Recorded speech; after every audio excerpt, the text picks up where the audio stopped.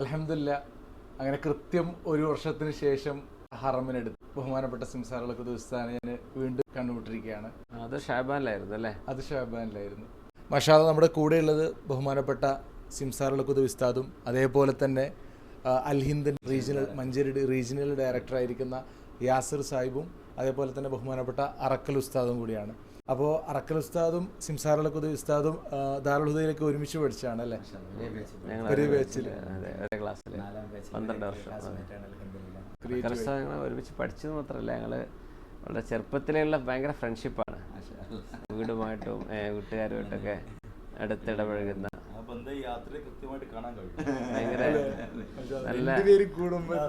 ഭയങ്കര rigger and vigour, എപ്പോഴും ഭയങ്കര ഊർജ്ജസ്വലനായിട്ട് പ്രസംഗിക്കുന്നതാണ്. അത് അന്നും ഇന്നും അങ്ങനെ തന്നെ. അതെ അതെ, അല്ല അറക്കൽ ഉസ്താദ് അങ്ങനെയാണ്. അത് ഞങ്ങളുടെ കൂട്ടത്തിൽ നന്നായിട്ട് പ്രസംഗിച്ചിരുന്നത് അറക്കൽ ഉസ്താദാണ്. പഠിക്കാൻ ഞാനൊക്കെ അന്നൊരു വളരെ മൗനിയാണ്. പക്ഷെ ഞങ്ങളുടെ കൂട്ടത്തിൽ നല്ല നല്ല പോസിറ്റീവ് എനർജി, എപ്പോഴും എനർജറ്റിക് ആയിട്ട് സംസാരിക്കുക. അതെ അതെ, ഭയങ്കര പ്രാസംഗികനായിരുന്നു. വേറൊരു അനുഭവം പറയാനുള്ളത് എന്താണ്, ദാറുൽ വല്ല ഗസ്റ്റുകളും വരുമ്പോൾ സിംസാർ ഉസ്താദ് ഉറുദുവിൽ പ്രസംഗിക്കും. ഉറുദു ആര് വന്നാലും ഉറുദുവിൽ പ്രസംഗിക്കും. ചുനാൻച്ച് എപ്പോഴും ക്യാമ്പസിൽ അതിങ്ങനെ ഓടി നടക്കുന്ന വാക്കുകൾ. ഞാൻ സാധാരണ എനിക്കൊന്ന് അറബി പ്രസംഗത്തിന് അവസരം ഉണ്ടായിരുന്നു. അങ്ങനെ ഞാൻ അറബിയിൽ പ്രസംഗിക്കും. ഉസ്താദ് ഉറുദുവിൽ മനോഹരമായ നല്ല അറബി ആക്സന്റിൽ സംസാരിക്കും. അപ്പൊ അത് ഒരുപാട് ആൾക്കാരൊക്കെ ആദ്യഘട്ടത്തിൽ ദാറുൽ ഹുദയിലെ ഒരു ഉറുദു പ്രഭാഷകനായിട്ടാണ് ഈ അടുത്ത് വരുന്നത് വൈറലാണ്, ഇങ്ങനെ ഒരു സർക്കുലേറ്റ് ചെയ്യുന്നുണ്ട് സോഷ്യൽ മീഡിയയിൽ. മാഷാ അല്ലാഹ്, അറക്കൽ ഉസ്താദിന്റെ റെക്കോർഡ് ചെയ്യാൻ വിട്ടുപോയതുകൊണ്ടാണ്. അതിലും ഭയങ്കര ഗംഭീരമായ അറബ്.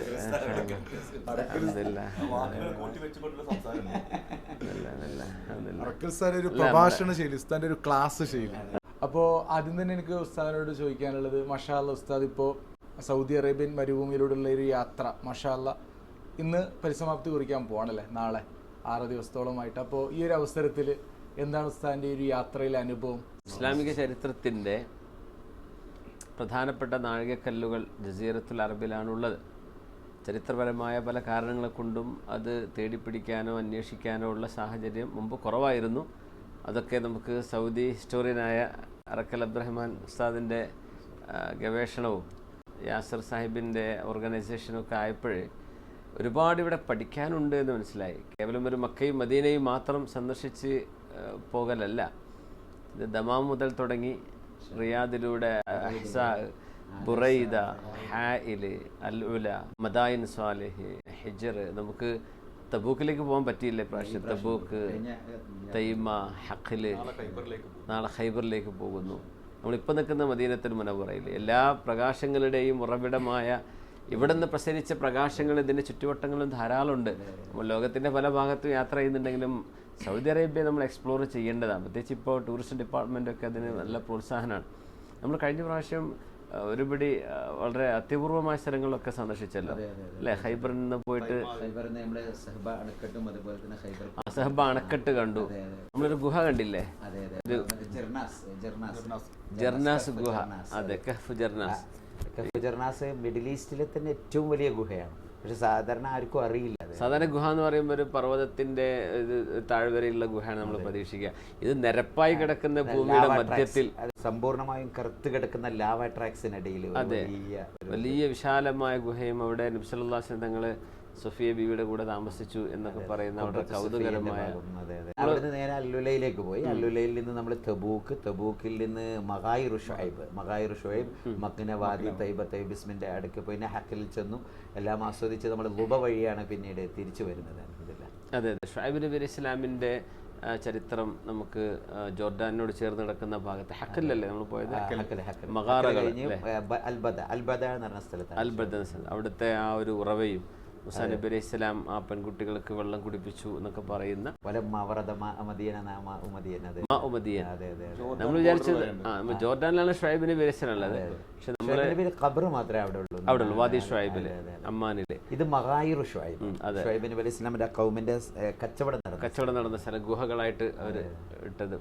അപ്പോൾ അങ്ങനെ ഒരുപിടി നബിമാർ നോക്കുകയാണെങ്കിൽ തന്നെ നമുക്കിപ്പോൾ സ്വാലിഹ് നബി അലൈഹിസ്സലാം, മദായിൻ സ്വാലിഹ് തന്നെ അതിൻ്റെ ഏറ്റവും വലിയ അടയാളമാണ്. ഇപ്പം അത് വലിയൊരു ടൂറിസ്റ്റ് കേന്ദ്രമായ അൽ ഉല എന്നൊരു പ്രധാനപ്പെട്ടൊരു വലിയൊരു ഏരിയ ആയിട്ട് ഡെവലപ്പ് ചെയ്ത് കഴിഞ്ഞിട്ടുണ്ട്.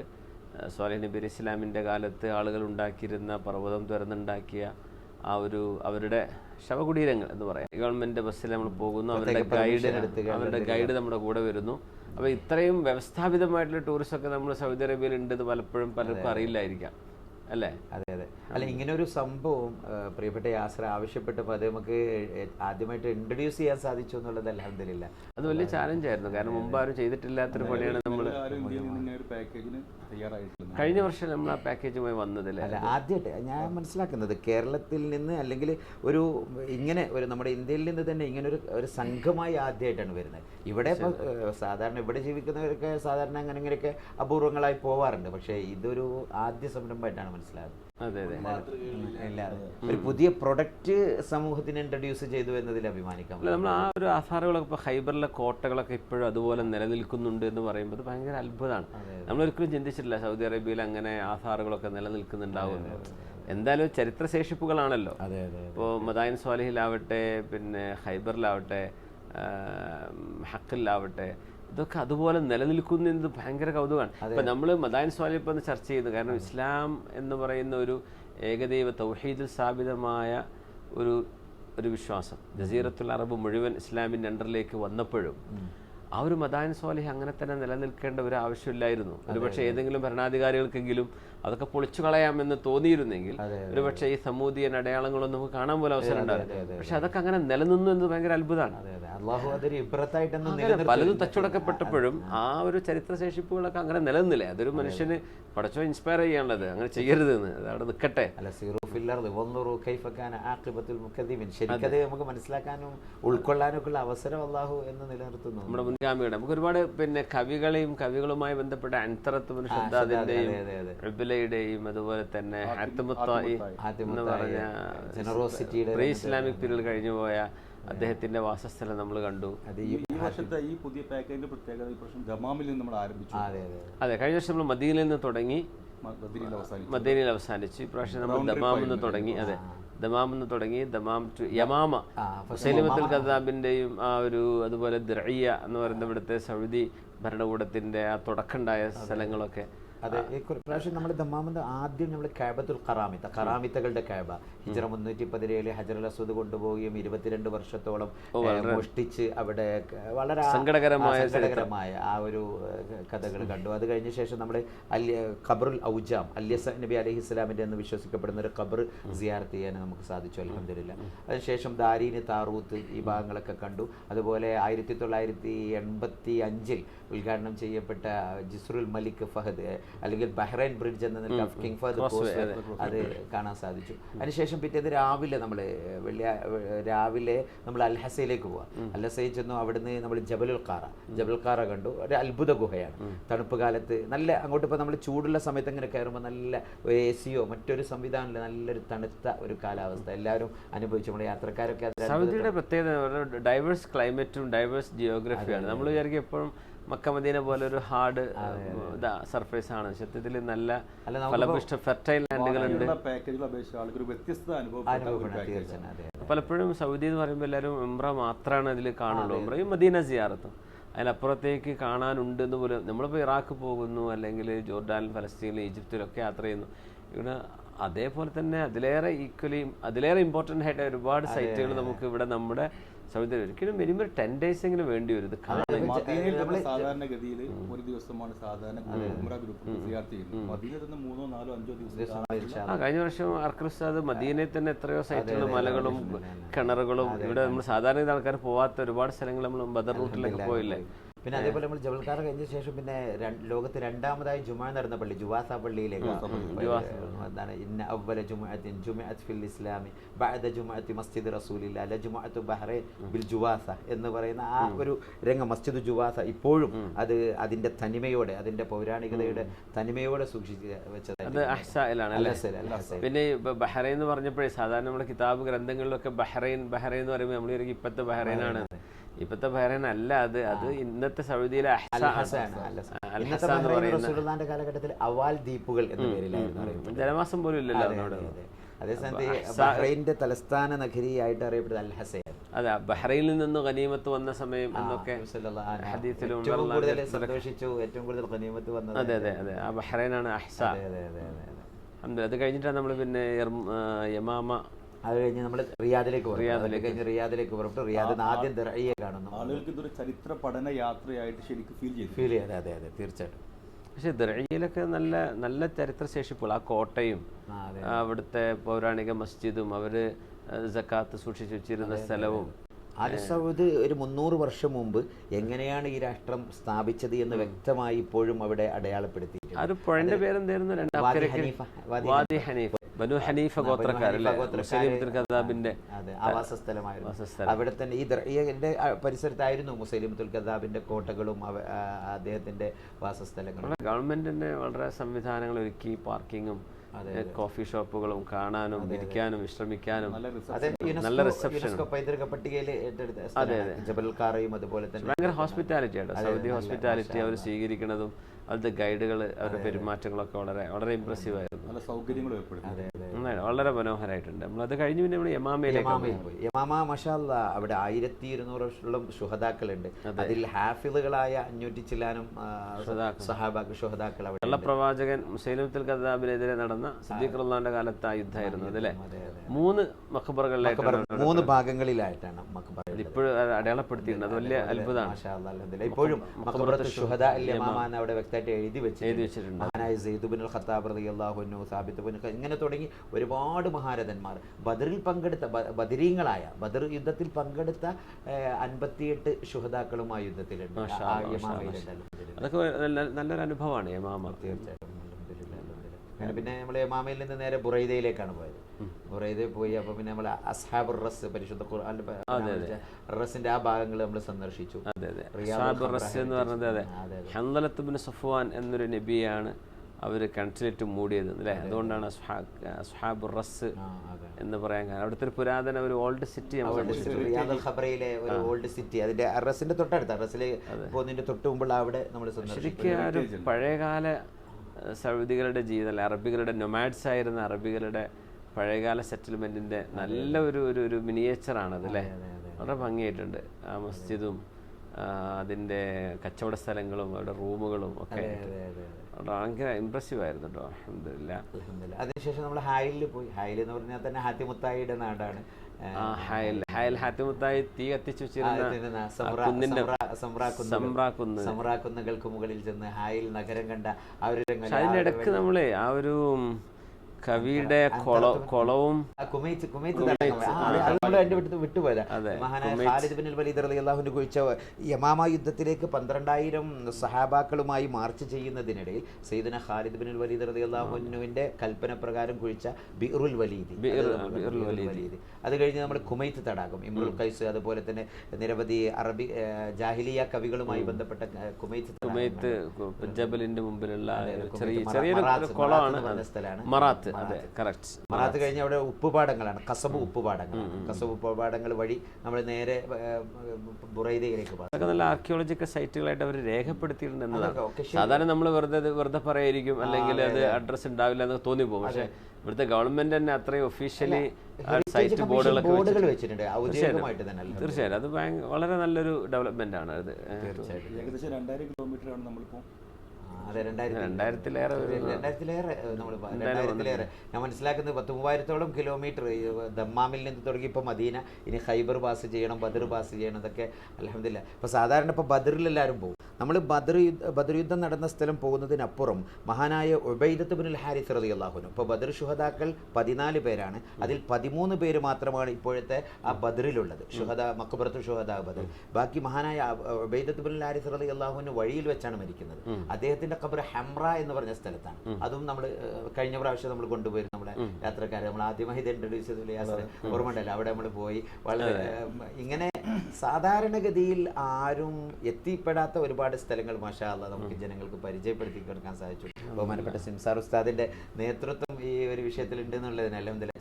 അതിനപ്പുറം ചരിത്ര ഗവേഷകനായ അറക്കൽ ഉസ്താദിന്റെ സാന്നിധ്യമാണ് അല്ലേ യാസർ? കാരണം ഇവിടെ ആധികാരികമായിട്ട് പഠിച്ച് അല്ല ഇവിടെ സൗദി അറേബ്യയിൽ തന്നെ ജീവിച്ച് ഇവിടെ ഒരുപാട് തവണ പല സൈറ്റുകളും പോയി കണ്ട് മിനിമം ഒരു മാസം സഞ്ചരിച്ച് കാണാവുന്ന തീർച്ചയായിട്ടും സൗദി അറേബ്യയിലുണ്ട്. ഉണ്ട്. നമ്മളിപ്പോൾ കുറേയേറെ സ്ഥലങ്ങളും കുറേ സമയം ചെലവഴിക്കാൻ പറ്റാതെ നമ്മൾ ഓടിപ്പോരാണ് അല്ലേ? അപ്പോൾ അല്ലൂലയിലാണെങ്കിൽ പോലും അവിടുത്തെ സൂഖുൽ ഖദീമയും അവിടുത്തെ മുസ്ലിം നുസൈർ തങ്ങളുടെ ആ പള്ളിയും അവിടുത്തെ കോട്ടയും ഇതൊന്നും അവിടെയൊക്കെ ഒരു വൈകുന്നേര സമയമൊക്കെ ചെലവഴിച്ചാൽ കിട്ടുന്ന ഭയങ്കര വൈബായിരിക്കും ആ ഒരു ലൊക്കേഷൻ തന്നെ. അല്ല, ഞാനതിൽ പ്രത്യേകിച്ച് കണ്ടേ സിംസാർ ഉസ്താദിൻ്റെ കൂടെ എന്നുള്ളത് കൊണ്ട് തന്നെ ഈ പഠിതാക്കളായ ഒരുപാട് സഞ്ചാരികൾ ഈ കൂട്ടത്തിലുണ്ട് എന്നാണ്. അത് നമുക്ക് ചിലപ്പോൾ എല്ലാവർക്കും ഇത്തരം കാര്യങ്ങളിൽ അത്ര ഒരു ഇതുണ്ടാവും. എന്നാൽ അൽഹംദുലില്ലാഹ് ഇതൊക്കെ പഠിക്കണമെന്ന് ആഗ്രഹിച്ചു കൊണ്ടുവന്ന നമ്മുടെ നാട്ടിലെ സ്റ്റുഡൻസിനൊക്കെ കൊണ്ടുവരാൻ പറ്റുന്നതാണ്. കാരണം ഉംറ മാത്രം ഉദ്ദേശിച്ച് വരുന്ന ഒരു കൂട്ടം ആളുകൾക്കപ്പുറം സൗദി അറേബ്യയിലൂടെ ചരിത്ര പഠനം കൂടെ നടത്തണം എന്നൊരു ജിജ്ഞാസക്കുള്ള ആൾക്കാരുണ്ടെങ്കിൽ ഭയങ്കര ഇൻട്രസ്റ്റിംഗ് ആയിരിക്കും. യാസിറിനോട് നേരത്തെ ഇങ്ങനെ ഒരു ചർച്ച ചെയ്തു, ഞങ്ങൾ തമ്മിൽ ഇങ്ങനെ ചർച്ച നടത്തിയപ്പോൾ നമ്മളിവിടെ അൽഹംദുലില്ലാഹ് അങ്ങനെ ഒന്ന് ഒരുക്കുകയാണെങ്കിൽ ഇന്നത്തെ ട്രഡീഷണൽ ഉംറയുടെ ഈ രീതി തന്നെ വേണമെങ്കിൽ ഇപ്പോൾ ഒരു 14 ദിവസം വരുമ്പോൾ സാധാരണഗതിയിൽ ഇപ്പോൾ അൽഹംദുലില്ലാഹ് ഉംറ ചെയ്ത് ഒരു 4-5 ദിവസം മക്കയിൽ ഒരാൾ തങ്ങിയാൽ ബാക്കി ഒരു 3 ദിവസം മദീനയിലും അവർ കഴിച്ചു കൂട്ടുകയാണെങ്കിൽ ബാക്കിയുള്ള ദിവസങ്ങളിൽ ഇത്തരം പഠനങ്ങൾക്ക് ആളുകൾ ചെലവഴിക്കട്ടെ. നമ്മൾ നോർത്തേൺ സൈഡിലേ പോയിട്ടുള്ളൂ. അതെ. ഇപ്പോൾ അർക്കഫ്സ്ഥാനോട് ചോദിക്കുക, ഇനിയിപ്പോൾ നമ്മൾ സൗത്തിലേക്ക് ജിസാൻ സൈഡിലേക്ക് പോവുകയാണെങ്കിൽ അവിടെ അബഹ ഭാഗങ്ങളിൽ പോവുകയാണെങ്കിൽ ഇപ്പോൾ അസ്ഹാബുൽ ഉഖ്ദൂദ് ഉണ്ട് നിങ്ങൾ പറഞ്ഞു. നജ്റാനിൽ അസ്ഹാബുൽ ഉഖ്ദൂദ് ഉണ്ട്. അതുപോലെ തന്നെ അബഹയിലേക്ക് പോയാൽ അവിടെ സറവാത്ത് പർവ്വതങ്ങളുണ്ട്. അതിനപ്പുറം പച്ചമല എന്ന് മലയാളികൾ വിളിക്കുന്ന ജബലുൽ അഖ്ലർ ഉണ്ട്. അതുപോലെ ഹബിലയുണ്ട്. പിന്നെ അതുപോലെ അബ്രഹത്തിൻ്റെ ആനപ്പട വന്ന ആ സമയത്തുള്ള പാതയുണ്ട്. അബ്രഹയുടെ തരീഖ് അബ്രഹ എന്ന പേരിൽ തന്നെ ഇപ്പോഴും അറിയപ്പെടുന്ന സ്ഥലങ്ങളുണ്ട്. പിന്നെ കാഫുമല അത് വടക്ക് ഭാഗത്താണ്. അൽഖുറിയാത്തിലേക്ക് പോയാൽ നമ്മളിപ്പോൾ ഈ കവർ ചെയ്യാത്ത ഭാഗങ്ങൾ ഇപ്പോൾ അൽജൗഫിലേക്ക് പോയാൽ സക്കാക്കയിൽ പോയാൽ ദൗമത്തുൽ ചന്ദൽ വളരെ ഖൈദിറിനെ ഖാലിദ് ബിൻ വലീദ് റളിയല്ലാഹു അൻഹു കീഴടക്കി. അതേപോലെ ലോകത്ത് ആദ്യമായി നിർമ്മിക്കപ്പെട്ട ഇസ്ലാമിക മസ്ജിദുകളുടെ ചരിത്രത്തിൽ ഏറ്റവും ആദ്യം നിർമ്മിക്കപ്പെട്ട മുനാരം അത് അൽജൗഫിലാണ്. ഈ മസ്ജിദ് ഉമർ ബിൻ ഖത്താബിലാണ്. അതവിടെയുണ്ട്. അതുപോലെ ഖസ്റു സഅബലുണ്ട്, റജാജിയിലുണ്ട്. ഇങ്ങനെ ഒരുപാട് കാര്യങ്ങൾ സക്കാക്കയിൽ നമുക്ക് കാണാം. അതുപോലെ നമുക്ക് കാഫുമല അല്ലെ, പഴയ കാഫുമല കണ്ട പൂങ്കാറ്റ് സാധാരണഗതിയിൽ മലയാളികൾ ഉണ്ട്. കാഫുമല ജബലു ഖാഫ് എന്ന് തന്നെ അവർ അടയാളപ്പെടുത്തിയിട്ടുണ്ട്. അത് ശരിക്ക് ആ കാഫുമല എന്ന് പറഞ്ഞാൽ പാട്ടുണ്ടാക്കിയുള്ള അത് ആരാണെന്ന് എനിക്ക് കവിയുടെ പേര് ഓർമ്മയില്ല. എന്നാലും ആ ഒരു കവിതയ്ക്ക് ഒരുപാട് മായന ഞാൻ മനസ്സിലാക്കുന്നത്. ഒന്ന്, ഈ കാഫുമല കിടക്കുന്നത് ഒരു ഭാഗത്ത് ഇറാഖ്, മറുഭാഗത്ത് ജോർഡാൻ, ഇപ്പുറത്ത് ഹിജാസ്, ഇങ്ങോട്ട് കിടക്കുമ്പോൾ ഹിജാസ്. അപ്പോൾ ഇതിൻ്റെ 3 സംസ്കാരങ്ങളുടെ ഹിജാസിയൻ സംസ്കാരം, പേർഷ്യൻ സംസ്കാരം, റോമ സംസ്കാരം, ഈ 3 സംസ്കാരങ്ങളുടെയും നടുവിൽ ഒരു അതിർത്തി പോലെയാണ് കാഫുമല നിലകൊള്ളുന്നത്. അത് തന്നെ ആയിരിക്കും ആ കാഫുമല കൊണ്ട പൂങ്കാറ്റ് എന്ന് പറയുമ്പോൾ ഞാൻ മനസ്സിലാക്കണം ആ കവി മാഷാ അല്ലാഹ് അത്രമാത്രം ജോഗ്രഫിക്കലി അതിനെക്കുറിച്ച് ബോധവാനാണ്. പോകാൻ ഇഷ്ടം പോലെ സ്ഥലങ്ങളും സൈറ്റുകളും ചരിത്ര അവശേഷിപ്പുകളും ഇവിടെ സൗദി അറേബ്യയിൽ ഉണ്ട് എന്ന് നമുക്ക് തിരിച്ചറിയാൻ പറ്റിയ ഒരു അനുഭവമാണ്. ഒരുപാട് ആളുകൾ ഇത് വന്ന് കാണണം. കാരണം ഇത് പ്രോത്സാഹിപ്പിക്കുന്നുണ്ട്. അതുമാത്രമല്ല നമ്മുടെ ചരിത്രങ്ങളുടെയൊക്കെ ഉമ്മ എന്ന് പറയുന്നത് ജസീറത്തുൽ അറബാണ്. ഇവിടെ നിന്ന് പോയ അതിൻ്റെ പ്രസരണങ്ങൾ മാത്രമാണല്ലോ മറ്റു രാജ്യങ്ങളിലൊക്കെ ഉള്ളത്. അതുകൊണ്ട് തീർച്ചയായിട്ടും അതൊരു നല്ല ഒരു പരിശ്രമമായിട്ടുണ്ട്. അൽഹംദുലില്ലാഹ് ഇൻഷാ അല്ലാഹ് വിജയിപ്പിക്കട്ടെ. ഉസ്താദിന്റെ സാന്നിധ്യം അതിന് വളരെ സഹായകമായിട്ടുണ്ട്. ഒരു തുർക്കി യാത്രയിലാണ് ദുബായ് ബന്ധപ്പെട്ട ഒരു ചർച്ച ആരംഭിച്ചത്. ഞങ്ങൾ തുർക്കിയുള്ള സമയത്ത് നമ്മളൊരു ഷിപ്പിൽ യാത്ര ചെയ്യുമ്പോഴാണ് യാസർ ഭായി നമുക്ക് ഇങ്ങനെ സൗദി അറേബ്യയിലെ ഹിസ്റ്റോറിക്കൽ ലാൻഡ് കാണണം എന്നുള്ളത്. അപ്പോൾ എനിക്ക് പെട്ടെന്ന് ഓർമ്മ വന്നത് അറക്കൽ ഉസ്താദിനാണ്. അതിൻ്റെ ഐറ്റിനറി എങ്ങനെ ഉണ്ടാക്കും എന്നൊക്കെ ഒരു വലിയ അറക്കൽ ഉസ്താദിന്റെ പേര് ഉസ്താദ് പറയുന്നത്. അങ്ങനെയാണ് ഈ ഒരു സംരംഭത്തിലേക്ക് പെട്ടെന്ന് എത്തുന്നത്. അല്ല, എന്നെ സംബന്ധിച്ചിടത്തോളം സിംസാർ ഉസ്താദിന്റെ കൂടെ യാത്ര ചെയ്യാനുള്ള ഒരു അവസരം കിട്ടിയെന്നുള്ള വളരെ സന്തോഷമായി. കാരണം ഞങ്ങൾ ഒരുമിച്ച് 10-12 വർഷം പഠിച്ചു. അതിലപ്പുറം അൽഹംദുലില്ലാഹ് അതിനുശേഷം ഉസ്താദ് മാഷാ അല്ലാഹ് അള്ളാഹു ഉയരങ്ങളിലേക്ക് വീണ്ടും ഉയർത്തട്ടെ. നമുക്കറിയാം ഇന്ന് കേരളക്കരയിൽ ഏറ്റവും സ്വാധീനമുള്ള അള്ളാഹു ഖൈർ ബർക്കത്ത് പ്രദാനം ചെയ്യട്ടെ. അപ്പോൾ അങ്ങനെ ബഹുമാനപ്പെട്ട ഉസ്താദിന്റെ കൂടെ അങ്ങനെ ഒരു യാത്ര എന്ന് പറഞ്ഞപ്പോൾ പിന്നെ ഞാനൊന്നും ആലോചിച്ചില്ല. എന്തായാലും അത് എങ്ങനെയെങ്കിലും അവസരം ഒരുക്കണം. അത് കാരണം അൽഹംദുലില്ലാഹ് കാരണം നമുക്ക് വല്ലതും പഠിച്ചതിൽ തിരുത്താനുണ്ടെങ്കിൽ പോലും ഉസ്താദിന്റെ കൂടെയുള്ള യാത്ര അത് ഉപകാരപ്പെടും. തീർച്ചയായിട്ടും ഉറപ്പാണ്. കാരണം എനിക്ക് തന്നെ ഫ്ലൈസെറ്റിൻ്റെ ഭയങ്കര കോൺട്രിബ്യൂഷൻ ഉണ്ട് കേട്ടോ യാത്രയിൽ, അവരുടെ സർവീസും അവരുടെ സ്റ്റാഫ് അടക്കം കൂടെ ഉണ്ട്. അൽഹിന്ദിനെ സംബന്ധിച്ചിടത്തോളം സപ്ലയർ എന്ന ഒരു ജോലി അത് ആർക്കും തീർച്ചയായിട്ടും നിർവഹിക്കുന്നു. യാസിർ മാഷാ അല്ലാഹ് ആ നിലക്ക് യാസിറിന്റെ ഒരു അൽഹംദുലില്ലാഹ് യാസിർ ഇപ്പോൾ സാധാരണ ബിസിനസ് ആ ഒരു രീതിയിലപ്പുറം ഇതൊരു സമൂഹത്തിന് ഉപകാരപ്പെടണം, അല്ലെങ്കിൽ ആളുകൾക്ക് ഇതിൽ നിന്ന് എന്തെങ്കിലും പഠിക്കാൻ ലഭിക്കണം എന്ന രീതിയിൽ തന്നെ മാഷാ അല്ലാഹ് അത് ആസൂത്രണം ചെയ്യാൻ ശ്രമിക്കുന്നുണ്ട്. അൽഹംദുലില്ലാഹ് അതിൽ വളരെ സന്തോഷം തോന്നുന്നു യാസിറെ. സന്തോഷം. ദേശം എപ്പോഴും ഒരു വ്യത്യസ്തമായ പാക്കേജുകൾ എപ്പോഴും ചെയ്യണമെന്നിങ്ങനെ ചർച്ചയിൽ എപ്പോഴും പറയാറുള്ളതാണ്. പലപ്പോഴും എൻ്റെ സമയക്കുറവുകൊണ്ട് നടക്കാറില്ല എന്ന് മാത്രം. പക്ഷെ എപ്പോഴും വ്യത്യസ്തമായ ഡെസ്റ്റിനേഷനിലേക്ക് പോയിട്ട് പുതിയ പുതിയ കാര്യങ്ങൾ ചെന്ന് പഠിക്കണം.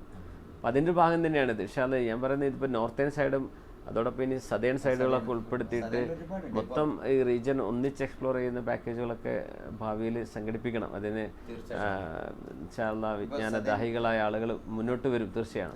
ഇപ്പം നമ്മൾ സദേൺ എന്ന് പറയുമ്പോൾ പെട്ടെന്ന് നിങ്ങൾക്ക് ഓർമ്മ റിയാദിൽ നിന്ന് ഇപ്പോൾ നമ്മൾ സദേണിലേക്ക് ഇങ്ങനെ തിരിക്കുകയാണെങ്കിൽ അൽ ഖർജ്, വാദി ദവാസിർ എന്ന് പറഞ്ഞാൽ മഹാനായ അബൂ ഹുറൈറ റളിയല്ലാഹു അൻഹുമായി ബന്ധപ്പെട്ട അബ്ദുറഹ്മാൻ ഇബ്നു സഖ്റു ദൂസിയാണല്ലോ അബൂ ഹുറൈറ റളിയല്ലാഹു അൻഹുവിൻ്റെ പേര്. അപ്പോൾ അദ്ദേഹത്തിൻ്റെ പരമ്പരയാണ് ദൂസിരി എന്ന് പറയുന്നത് വാദി ദവാസിർ. പിന്നെ ലൈല അഫ്ലാജ്, സിത്താറ, വാദി സിത്താറ, ലൈലയുമായി ബന്ധപ്പെട്ട് കിടക്കുന്ന മജ്നൂനുമായി ബന്ധപ്പെട്ട് ഇങ്ങനെ ഒരുപാട് അവിടെ നിന്ന് ഇങ്ങനെ ഇപ്പോൾ ചെന്നാൽ നമുക്ക് നേരെ നെജ്റാനിലേക്ക് ചാടാം. പിന്നെ ജാസാൻ ഹിമ്യരി അറബിക്കടലിന് ചെങ്കടലിന് റെഡ് സീ എന്ന് പോലും പേര് വെക്കാൻ കാരണം ഹിമ്യരികളുടെ ഭരണം നടന്നത് കൊണ്ടാണെന്ന് കാണാം. അപ്പോൾ അവരുടെ ഇങ്ങനെ ഒരുപാട് ഫൈഫ മരുഭൂമി അല്ലേ, നമുക്ക് പണ്ട് പഠിച്ച് ഫൈഫ എന്നൊക്കെ നമ്മൾ പഠിച്ചിട്ടുണ്ടാവും. മാഷാ അല്ലാഹ് നമ്മുടെ ഉസ്താദ്. അപ്പോൾ അതുകൊണ്ട്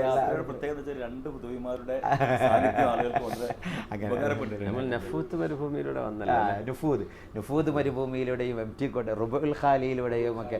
റുബുൽ ഖാലി എന്ന് പറഞ്ഞാൽ ഹൂദ് നബി അലൈഹി ഇസ്ലാമിൻ്റെ സമൂഹത്തിൻ്റെ വാസസ്ഥലമായിരുന്നു. അതുപോലെ ഇപ്പോൾ മദായിൻ സാലിഹ് അത് സാലിഹ് നബി അലൈഹി ഇസ്ലാമിന്. ഇങ്ങനെ സൗദി അറേബ്യ ഞാൻ മനസ്സിലാക്കണം എന്തോന്നറിയില്ല ഇത്ര കാലമായിട്ട് ആ ഒരു മേഖലയിലേക്ക് ആരും തിരിഞ്ഞിട്ടില്ല. അതൊരു ഇൻട്രൊഡ്യൂസ് ചെയ്യാൻ വേണ്ടി ഇങ്ങനെ ഒരു ശ്രമം അൽഹിന്ദിൻ്റെ ഭാഗത്തു നിന്ന് നടത്തിയപ്പോൾ മാഷാ അല്ലാഹ് നിങ്ങൾ പറഞ്ഞ പോലെ ഫ്ലൈസെഡ് അതിന് മുൻകൈ എടുത്തു. അൽഹംദുലില്ലാഹ് അതിൽ വളരെ സന്തോഷം തോന്നാണ്. അൽഹംദുലില്ലാഹ് അങ്ങനെ സ്വീകരിക്കട്ടെ. ഏതായാലും അൽഹംദുലില്ലാഹ് ഉസ്താദിൻ്റെ കൂടെ ഉസ്താദ് അന്ന് എന്താ പറയുക റമദാൻ കഴിഞ്ഞു പോയാൽ മതി എന്ന് പറഞ്ഞിരുന്നു സൈക്ലിങ് സമയത്ത്. അൽഹംദുലില്ലാഹ് അതുകൊണ്ട് ഞാനന്നൊരിക്കലും അതുവരെ ഞാൻ ഹജ്ജ് എന്നുള്ളൊരു കോൺസെപ്റ്റിലേക്ക് എത്തിയിരുന്നില്ല. ഹജ്ജ് ചെയ്യാൻ പറ്റുമോ എന്നുള്ളത് ഞാൻ പല ട്രാവൽസിനും പല ആളുകളെയും സമീപിച്ചിരുന്നു. അവസാനം ഉസ്താദ് പറഞ്ഞു ഏതായാലും ഇപ്പോൾ റമദാൻ ആവാനായി, ഷഅബാനാണല്ലോ, അപ്പോൾ ഇനി യാത്ര ചെയ്താൽ മരുഭൂമിയാണ്, ബുദ്ധിമുട്ടാവും, ചെയ്യേണ്ടെന്നൊക്കെ പറഞ്ഞു. അങ്ങനെ ഞാൻ റമദാൻ കഴിഞ്ഞ് പെരുന്നാളിൻ്റെ പിറ്റേ ദിവസമാണ് യാത്ര പിന്നെ തുടരുന്നത്. അങ്ങനെ വന്നതുകൊണ്ട് എനിക്ക് കൃത്യം ഹജ്ജിൻ്റെ സമയമാകുമ്പോഴേക്കും സൗദിയിൽ എത്താനും ഹജ്ജ് ചെയ്യാനുള്ളൊരു ഭാഗ്യം ലഭിച്ചു. ആ ഒരു ഭാഗ്യം പലപ്പോഴും പറഞ്ഞിരുന്നു ഉസ്താദ് പറഞ്ഞാണ് എന്നോട് റമദാനിൽ ഇപ്പോൾ പോകണ്ട. അങ്ങനെ അൽഹംദുലില്ലാഹ് ഓർക്കാതെ ഹജ്ജിന് അവസരം കിട്ടണം. അതിൽ ആ ഒരു സന്തോഷം പ്രകടിപ്പിച്ചു ഉസ്താദ്. ശുദ്ധ മനസ്സുകൊണ്ടേ പഠിച്ചവനെ അവസരമാക്കി തന്നതാണ്. അല്ല ഇന്നിപ്പോ ത്യാഗം സഹിച്ചുള്ള യാത്രയാണ്. അല്ല ഇന്ന് ഏറെ കഷ്ടപ്പെട്ടുകൊണ്ടുണ്ട് സാബി ഉസ്താദിനെ ഒന്ന് കാണണം. ഉസ്താദ് വേണ്ടി കാരണം മറ്റന്നാൾ ഒരു ഫംഗ്ഷൻ ഉണ്ട് ഇവിടെ ബിസിനസ്സുമായി ബന്ധപ്പെട്ട ചില പദ്ധതികളുണ്ട്. അപ്പോൾ അതിനേക്ക് ഇന്ന് തന്നെ വരെ ഉസ്താദിനെ കാണുക എന്നുള്ള ആ ഒരു ഉദ്ദേശത്തോടെ. കാരണം അതിൽ പറയാം എനിക്ക് ആ ഹജ്ജ് കിട്ടിയത് ഉസ്താദിന്റെ ഒരു ഉപദേശമാണുള്ളത്. പ്രാർത്ഥന സാബി ചെറുപ്പക്കാരനാണ്, എല്ലാം കഴിച്ചിട്ടില്ല, സാബി ഒരു പഠിക്കുകയാണ്, ഒരു മുഹാമിറാണ്, അഡ്വഞ്ചർ.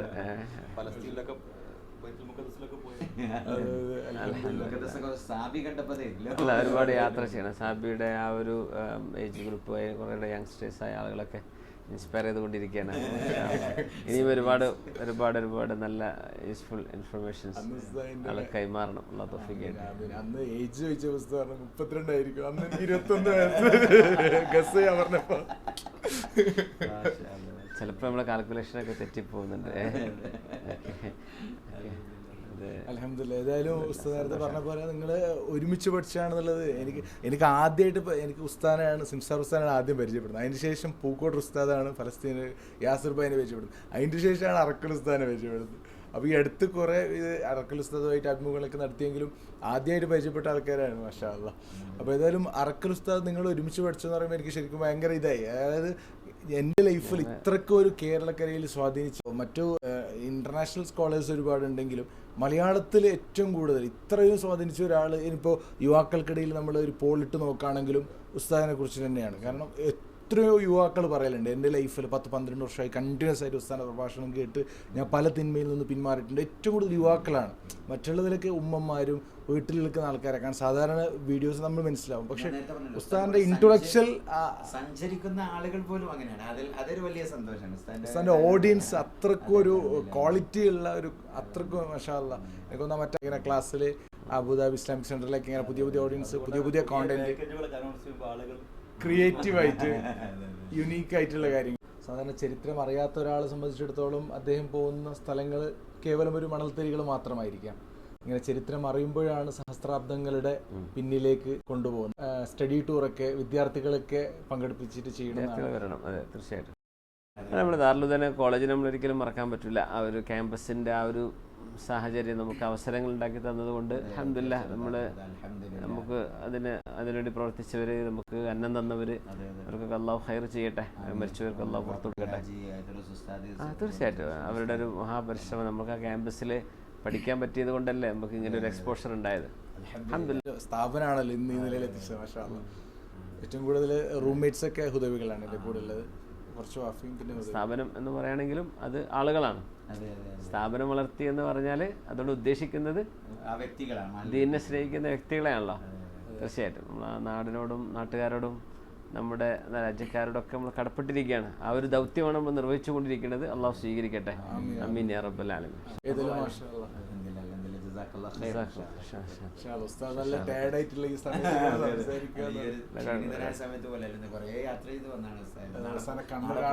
രാവിലെ സൈബറിലേക്ക് തിരിക്കാണ്ടല്ലോ. അത് കഴിഞ്ഞ് അബുദാബിയിലോട്ട് പോകല്ലേ.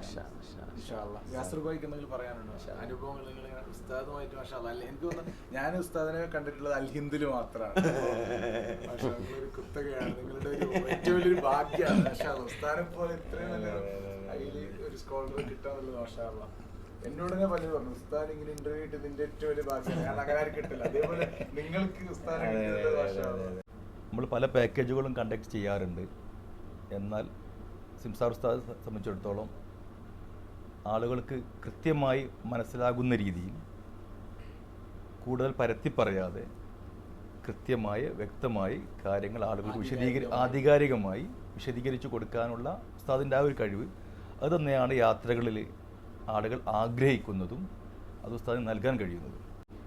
പുതിയ സ്ഥലങ്ങളെക്കുറിച്ചും ഇസ്ലാമിക സംസ്കാരവുമായി ബന്ധപ്പെട്ട അല്ലെങ്കിൽ അത് ചരിത്രവുമായി ബന്ധപ്പെട്ട കാര്യങ്ങളൊക്കെ അടുത്ത പാക്കേജുകൾ, ഇപ്പം ഉദാഹരണത്തിന് സൗദി ഈ പാക്കേജ് അങ്ങനെ ഒരു ചർച്ചയുടെ ഭാഗമായിട്ട് വന്നതാണ്. അങ്ങനെ പുതിയ ആശയങ്ങളും ചിന്തകളും നമ്മളോട് പങ്കുവെക്കുകയും അതിനുള്ള ഭൗതിക സംവിധാനങ്ങളും സൗകര്യങ്ങളും ഏർപ്പെടുത്താൻ നമ്മൾ ശ്രമിക്കുകയും ചെയ്യുമ്പോഴാണ് ഇങ്ങനെയുള്ള പാക്കേജുകളൊക്കെ രൂപപ്പെട്ടു വരുന്നത്. അറക്കൽ ഉസ്താദ് ഉൾപ്പെടെയുള്ള ആളുകളുടെ ശക്തമായ പിന്തുണയും ഉണ്ടാകുമ്പോഴാണ് അൽഹിന്ദിന് ഇങ്ങനെയുള്ള കൂടുതൽ പാക്കേജുകൾ ചെയ്യാൻ സാധിക്കുന്നത്.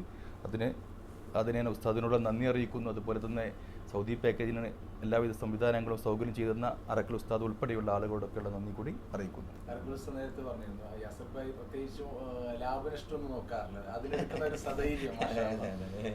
നമ്മൾ പാക്കേജ് അനൗൺസ് ചെയ്യും. ഇപ്പോൾ ഏത് പാക്കേജുകളാണെങ്കിലും അനൗൺസ് ചെയ്താൽ അത് ലാഭമാണെങ്കിലും നഷ്ടമാണെങ്കിലും ആ പറഞ്ഞ ഡേറ്റിന് കൃത്യമായി ആ പാക്കേജ് കണ്ടക്ട് ചെയ്തിട്ട് പറഞ്ഞു കൊടുക്കുക എന്നുള്ളതാണ്.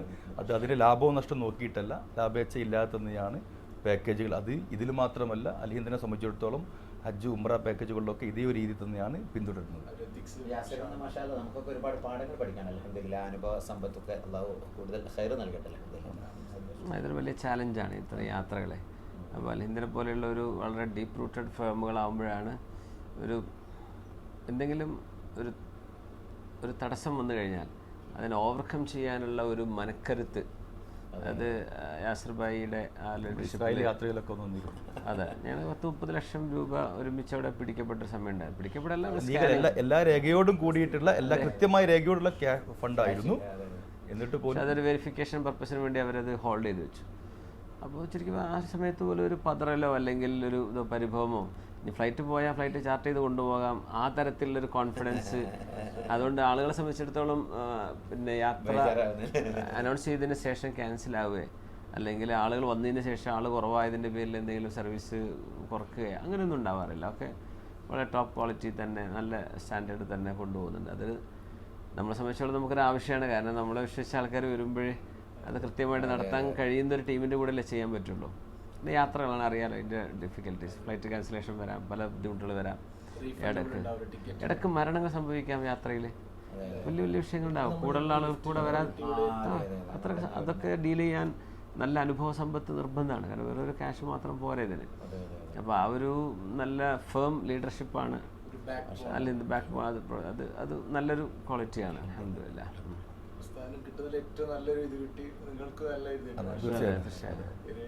നല്ലൊരു കൊളാബറേഷൻ ആവശ്യമാണ്. അൽഹംദുലില്ലാ. ഏതായാലും അൽഹംദുലില്ലാ ഉസ്താദിൻ്റെ വിലയേറെ സമയം ചെലവഴിച്ചതിന് ഉസ്താദിനോടും അതേപോലെ അറക്കൽ ഉസ്താദിനോടും യാസർ ഭായിനോടും വളരെ നന്ദി. ജസാക്കല്ലാഹു ഖൈർ.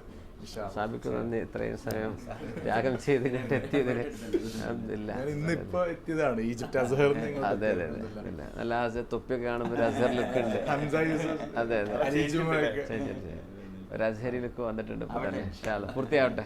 നല്ലൊരു പണ്ഡിതനായിട്ട് സമൂഹത്തിന് അള്ളാഹു സമർപ്പിക്കട്ടെ. ഇൻഷാ അല്ലാഹ്.